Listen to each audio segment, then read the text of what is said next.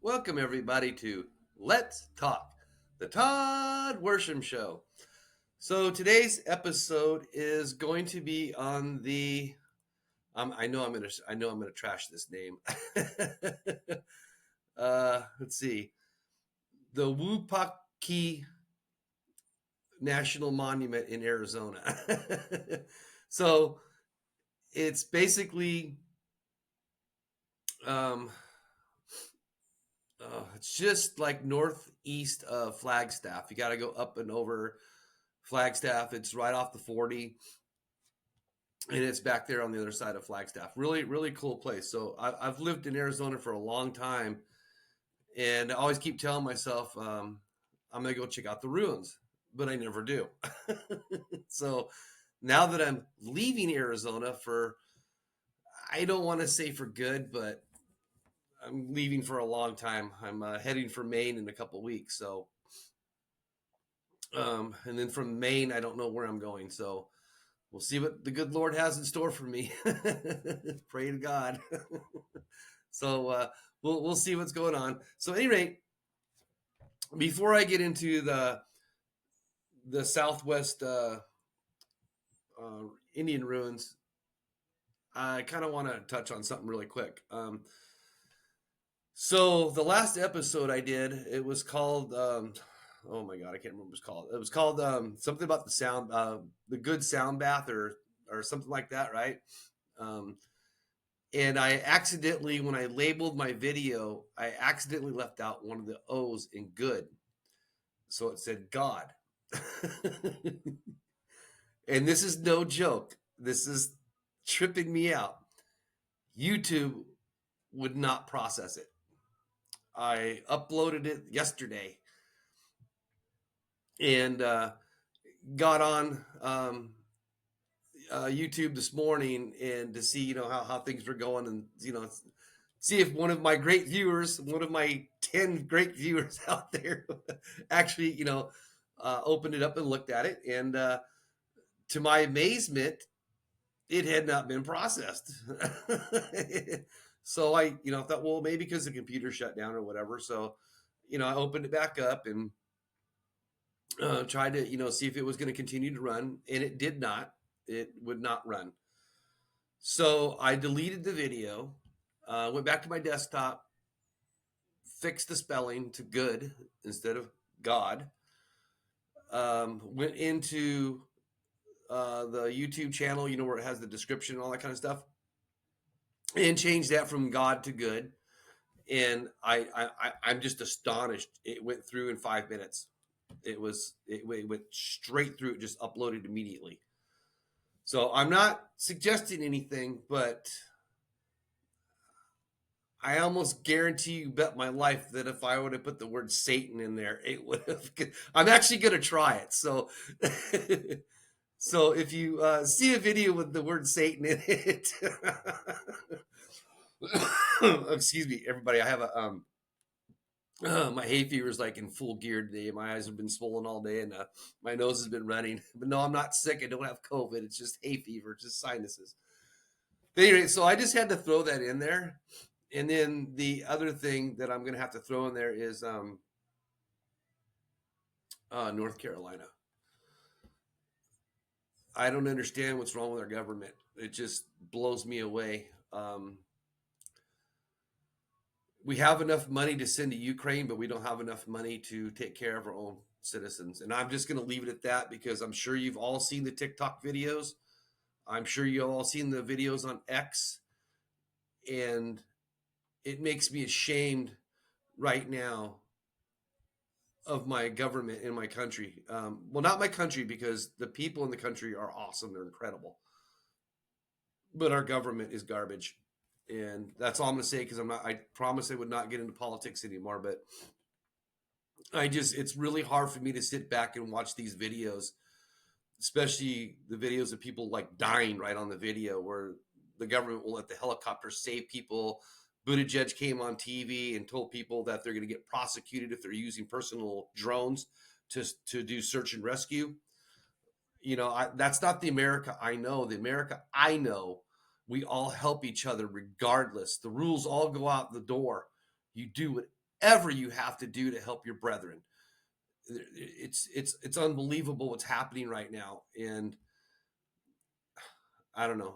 I got to shut up because it's just going to put me in a bad mood. So, anyway, that's all I'm going to say on that. So, anyway, back to the Indian ruins.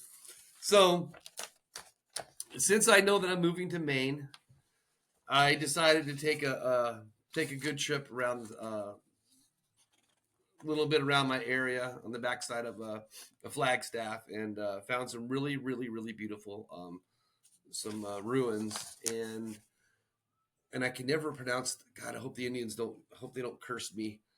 Um, the Wupatki, and that's the Wupatki National Monument, and it's just drop dead gorgeous. And one thing I got to say is, if you're here in the Southwest, you have got to go there. Um, I didn't realize how pristine that these monuments were, and all the trails that you hike are, I believe, maximum half a mile um, round trip. I think it's like 0.28 to like 0.34, and there's very little climbing or very little stairs. It's laid out very, very well. Anybody can pretty much um, on a lot of them, even if you're a wheelchair access, I believe that you could probably access a good part of them on a wheelchair. I mean, I wasn't thinking in that way, but I am, and yeah, it's a must see. $25, I think, per car. Worth every penny of it. It's probably one of the best money I've ever spent. But since I'm a veteran and I'm in a disabled category, I didn't know this, but I got my national parks card for free. That's good for all across the country. So when I go to Maine, I get to go to all the national parks for free. I'm so excited. I can't wait. So anyway, so I have some pictures, and uh, let's see. So forgive me because I'm going to be reading out of my little notes here that I got here, and hopefully the pictures you'll be able to see. I don't know because I just print them off my printer. So let's see how that works. And there you go. And go ahead and study that for a second. And it's actually one of the first Indian ruins I have ever seen that was made like this. A lot of the ruins I've gone to have actually been in New Mexico, and a lot of ones I've gone to in Arizona are actually like in caves. Like there's a really uh, huge one. I don't know my directions from there at Lake Roosevelt. But man, it's a hike and a half. I mean, because the Indians they put it way up on top of the mountain, and I mean, you'll get winded. I guarantee. Unless you're in good shape. I mean, I'm in pretty good shape, and I got winded. So, and plus I was stupid, and I did it during the middle of the summer. 110 degrees.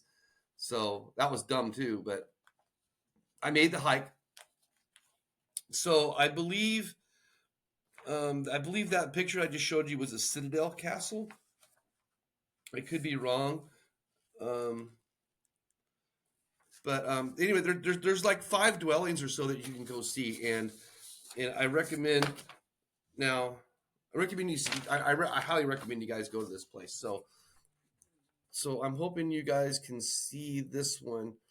Um, this one came out a little. I don't know why it came out so light, but if you can see, They built their buildings like right into the ground there.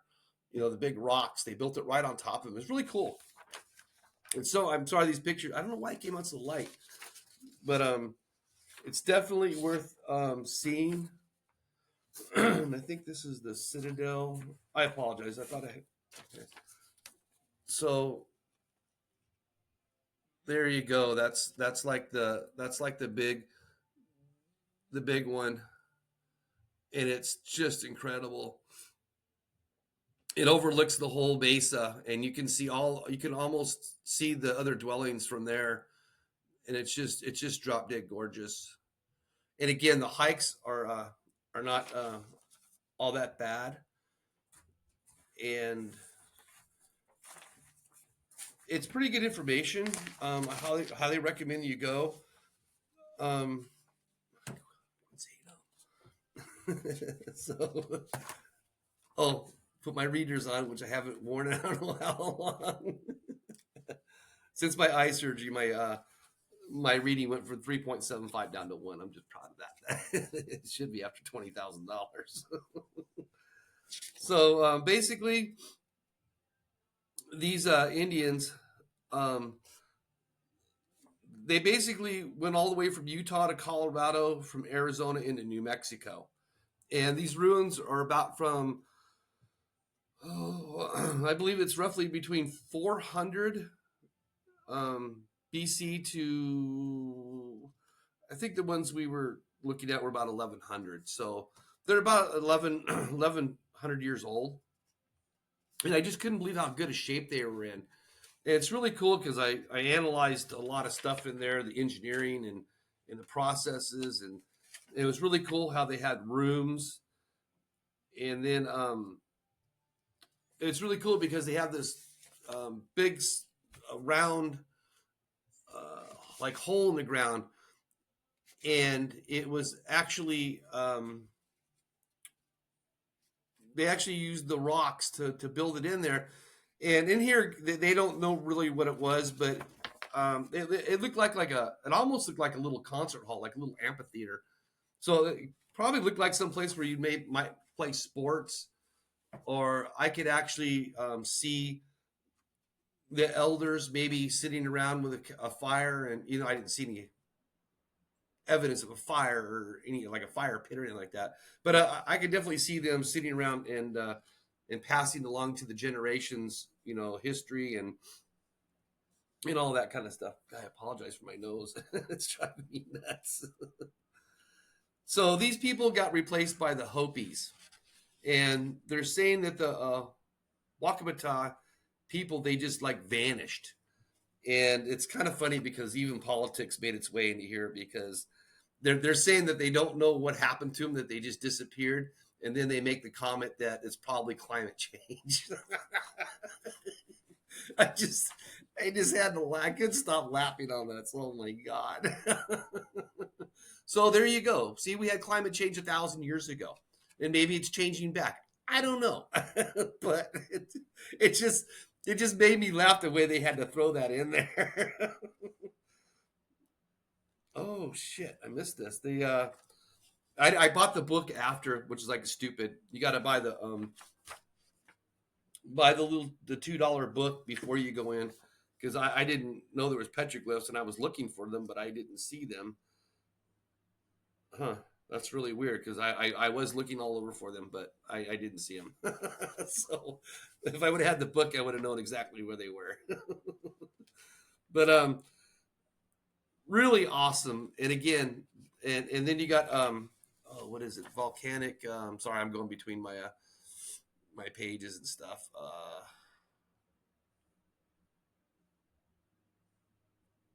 Yeah, volcano. Okay, yeah, God, what's it called? Something volcano, because it's actually right next door to a volcano, which is really cool because inside the park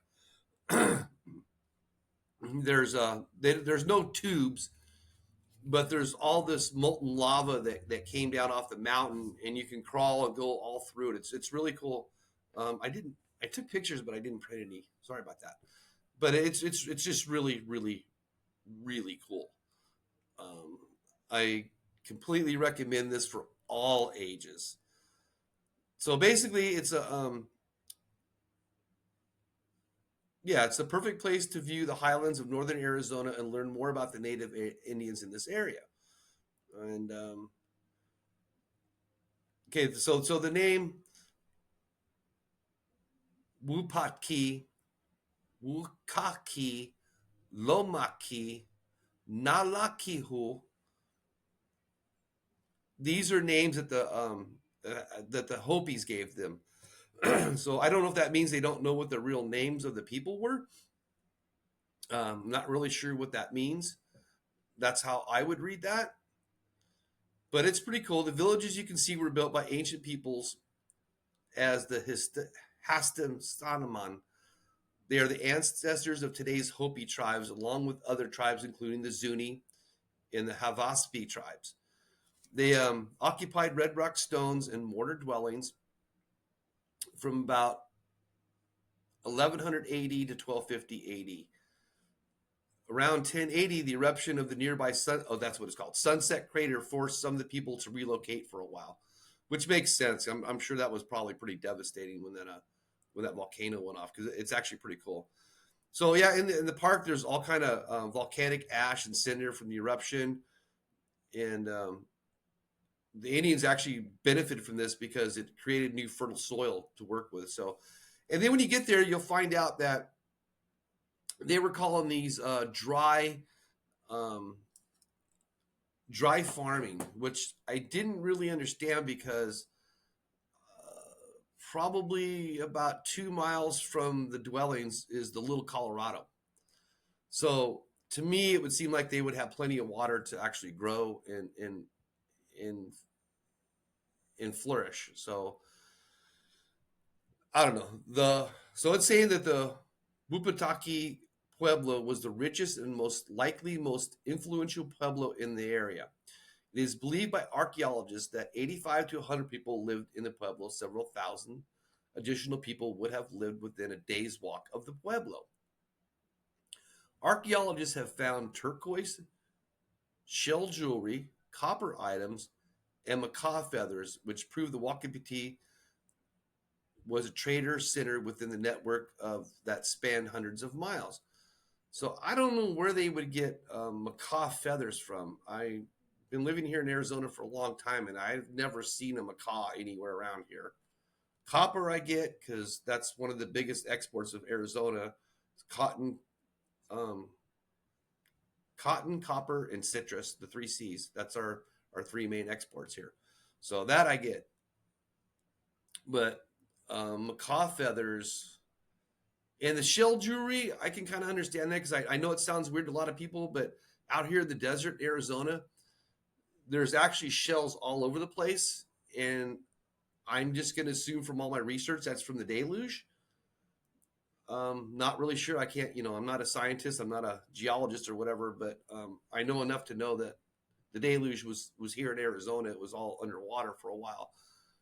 So the shells make kind of sense to me because you can find shells all out through Arizona. And and again, like I said, I probably said it three times already, but the trails are just so easy to walk. So yeah, so it's located in northern Arizona, not far from the Grand Canyon.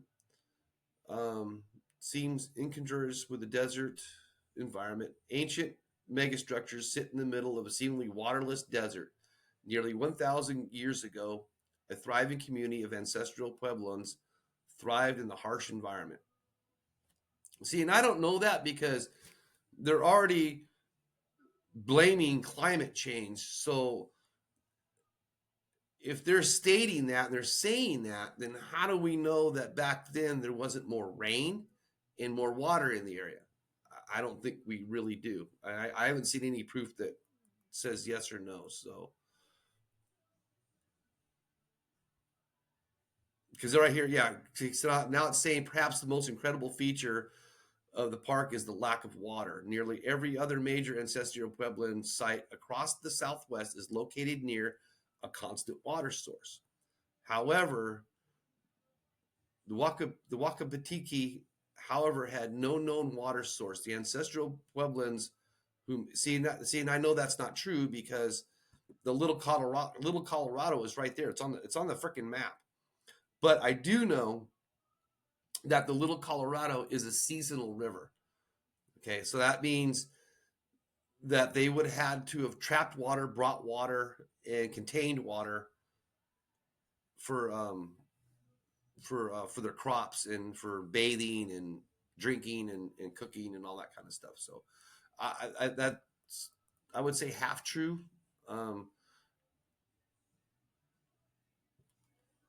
So I'm not really sure. And again, like I already said, it borders two major. Yeah, it goes from Four Corners region, Utah, Colorado, Arizona, New Mexico. So it's the region's pretty huge, and I think now it's the Hopi and the Navajo, and I think the Zunis are still there. So there's still um, tribes that are still there right now. So it's talking about all kinds of stuff in here that I don't know if I'm really going to go through all this stuff. So where's the regional evidence dating back 10,000? So while there's a regional evidence of Native Americans in the region dating back 10,000 years to the Clovis people, the primary structures of the Wopatki are associated with the ancestral Pueblans. Ancestral Pueblans developed their own unique culture in northern Arizona around 500. See, and it just kind of contradicts itself through all this. I'm reading right off the National Monument webpage, so I'm getting my information from what they're telling us. So, and the weird thing too that I noticed was, like when you came into the dwellings, they have, I think I printed one here.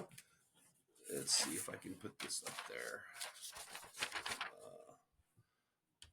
Let me go back to there. So, in front of every ruin, there was, like a legend that told you stuff. And I hope that's not backwards, but I think it's going to be. But at any rate, one thing I noticed, and you can't really see it in this picture because it doesn't really show it in this actual picture, but a lot of the other ones had pictures of dogs. And it kind of tripped me out because I know the Indians had horses, especially in the Pueblo. Um, I've read enough articles and done enough research to know that horses were a major part of the Indians' lives. And it just kind of struck me weird because none of these legends that were posted in front of any of the ruins showed any horses. So I just thought that was kind of strange. But again, maybe they didn't have horses because it was a dry area where they couldn't um, grow crops enough for horses.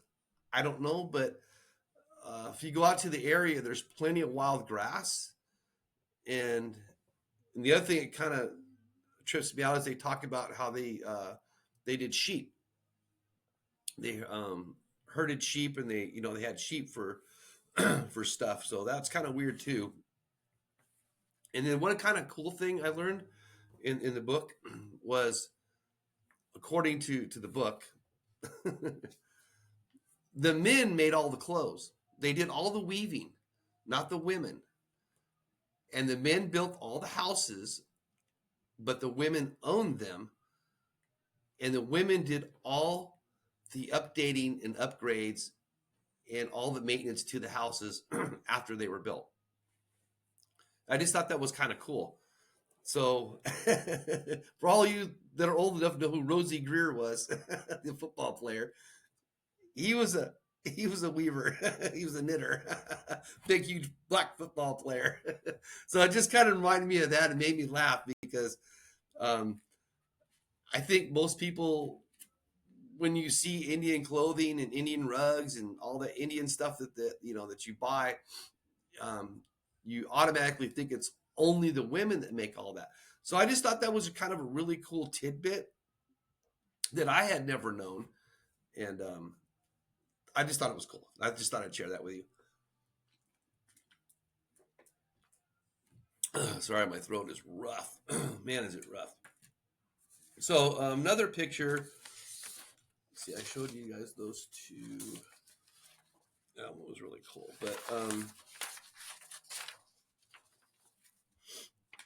and it's really cool too because you can walk through all the rooms, and you can kind of get a gist of how they lived and what conditions they were in, and it's really it's one of the best ruin sites I've ever been to. Maybe besides the one in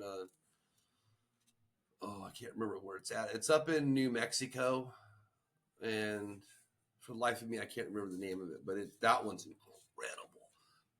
But they lived all up on the side of a mountain, and it's really cool because they put all the ladders there so you can climb up, and it's like scary. It's like 5, 6 stories high. I mean, it's crazy. And that one's in Upper New Mexico. But I don't know. I want to show you this because it just shows you the engineering on this. Like I said, I was looking at all this and just really checking out their engineering skills.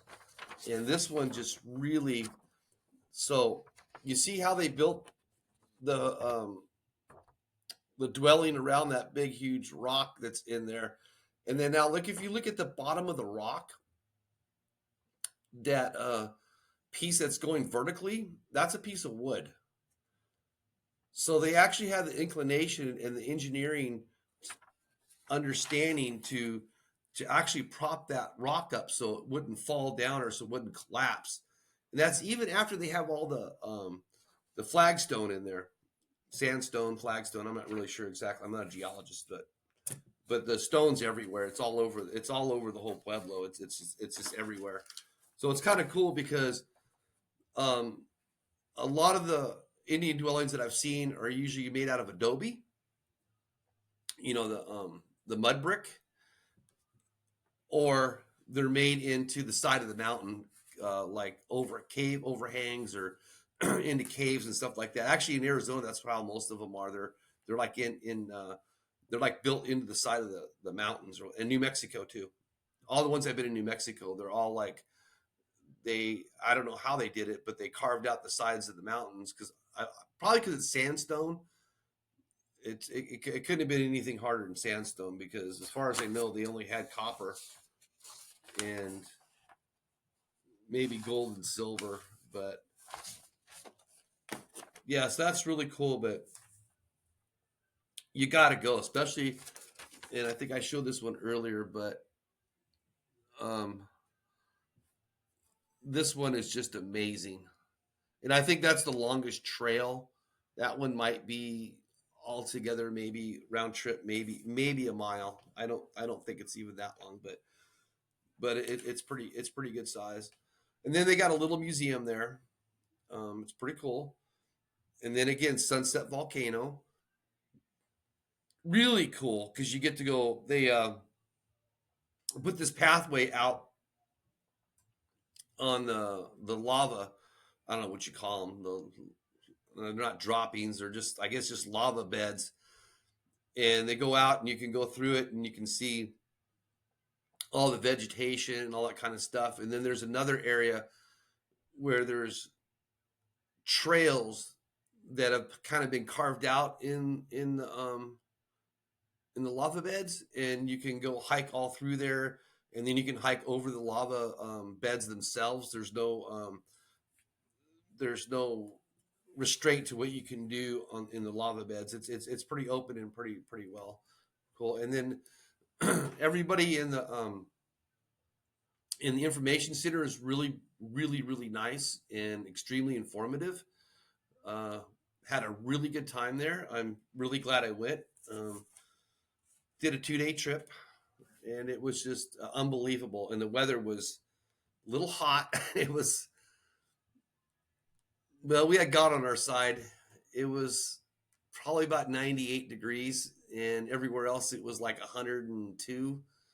So it was a gift from the God. It was a gift from God that day. We had a beautiful day, and it was kind of overcast, a little bit of sprinkling here and there, but not so much on us in the trail. But it was really good, and I highly recommend that you go take this tour.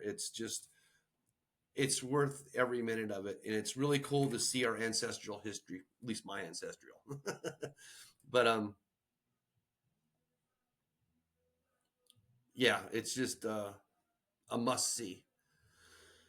So, at any rate, I'm gonna try to do some more podcasts before I take off. So I'm gonna do like a bunch of them before I leave because I'm gonna be on the road. It's gonna take me probably 5 days to get from Arizona to Maine. It's 2,914 miles. So I'm hoping I can drive about 12 hours a day not a little more, and then get some sleep and get there as soon as I can. So you'll see my backdrop here for a couple more videos, and then after that, I don't know what it's going to look like because I'm going to be in a totally different place, and the house that I'll be in Maine is completely different than here. Everything's going to be different. I've never been to Maine.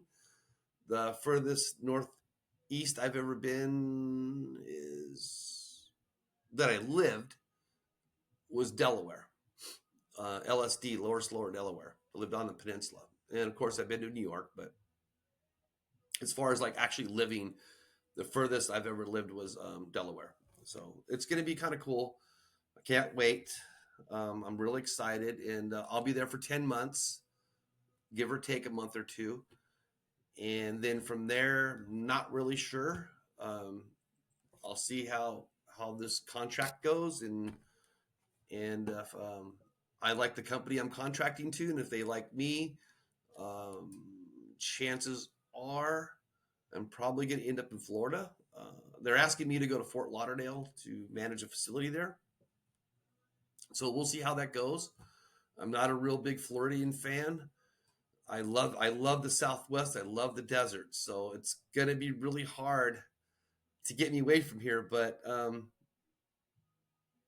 I'm ready for more journeys. I'm ready to go experience more life like I'm used to. So I've been boxed in for too long, and I'm actually extremely excited to do some new adventures and move on and just live life. That's what it's all about. Every day you get up is a gift from God, so enjoy it every single day.